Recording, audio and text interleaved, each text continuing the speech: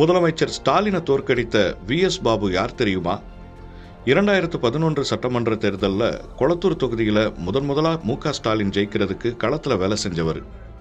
திமுகவின் தேர்தல் ஏஜென்ட்டாக இருந்து 2011 மு.க. ஸ்டாலினை ஜெயிக்க வச்ச அதே வி.எஸ். பாபு இன்னைக்கு திமுக தலைவர் ஸ்டாலினையே தோற்கடிச்சிருக்காரு.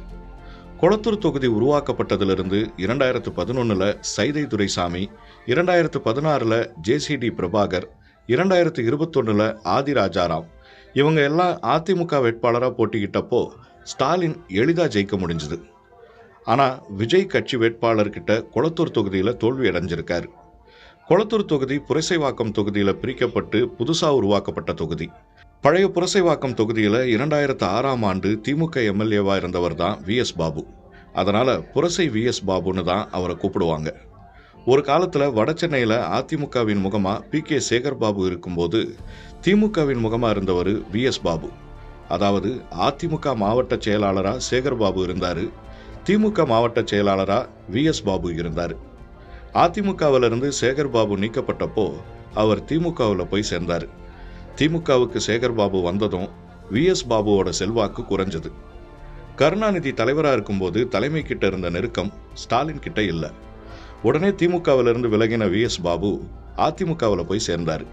அதிமுகவிலையும் பெருந்தலைகளா ஆதி ராஜாராம், ராஜேஷ் போன்ற தலைவர்கள் வடசென்னை பகுதியில் இருந்ததால வி.எஸ். பாபுவால் பெருசாக செயல்பட முடியல. ஆர்.கே. நகர் தொகுதி இடைத்தேர்தலில் டிடிவி தினகரன் வெற்றிக்காக பாடுபட்டதா அதிமுகவிலிருந்து நீக்கப்பட்ட வி.எஸ். பாபு நீண்ட இடைவேளைக்கு பின்னாடி மறுபடியும் அதிமுகவில் சேர்ந்தார். ஆனால் பழைய மாதிரி செயல்பட முடியல. வடசென்னை அப்படின்னாலே சுவர் அரசியல் தான்.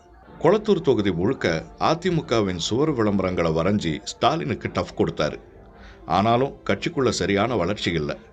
திடீர்னு வி.எஸ். பாபுவை வடசென்னை வடமேற்கு மாவட்ட செயலாளர் பொறுப்புல இருந்து அதிமுக பொதுச் செயலாளர் எடப்பாடி பழனிசாமி நீக்கிட்டார். கொளத்தூர் தொகுதியில் அதிமுக வேட்பாளராக போட்டி போட களப்பணி செஞ்சு வச்சிருந்த வி.எஸ். பாபுவுக்கு இது ஏமாற்றமாக மாறிடுச்சு. இந்த சமயத்தில் தான் விஜய் தலைமையில் தமிழக வெற்றி கழகம் அரசியல் என்ட்ரி கொடுத்தாங்க.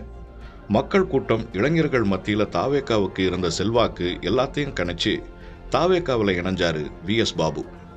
தமிழக வெற்றி கழகத்தில் வி.எஸ். பாபுவுக்கு முக்கியத்துவம் கொடுத்தாங்க. அவர் ஆசைப்பட்ட கொளத்தூர் தொகுதியிலேயே போட்டியிட வாய்ப்பும் கொடுத்தாங்க. தாவேகா தலைவர் விஜயும் கொளத்தூர் தொகுதியில் வி.எஸ். பாபுவுக்கு ஆதரவாக வாக்கு சேகரிப்பில் ஈடுபட்டார். முதலமைச்சர் தொகுதி, நலத்திட்டங்கள் பல செஞ்ச தொகுதி. அப்படி இருந்தும் தன்னோட பழைய கட்சி பணிகள், முன்னாள் எம்எல்ஏ அப்படிங்கிற அடையாளம், எல்லாத்துக்கும் மேலே விஜய் மேலே மக்கள் வச்ச நம்பிக்கை, இதெல்லாம் சேர்ந்து வி.எஸ். பாபுவுக்கு வெற்றியை தேடி தந்திருக்கு. முதலமைச்சராக இருக்கும்போது 1967ஆம் ஆண்டில் பக்தவச்சலம் தோல்வி அடைஞ்சார். 1996ஆம் ஆண்டில் முதலமைச்சராக இருந்த ஜெயலலிதா தோல்வி அடைஞ்சாங்க. இப்போ அந்த வரிசையில் 2026ஆம் ஆண்டு முதலமைச்சராக இருந்த மு.க. ஸ்டாலின் கொளத்தூர் தொகுதியில் தோற்கடிக்கப்பட்டிருக்காரு.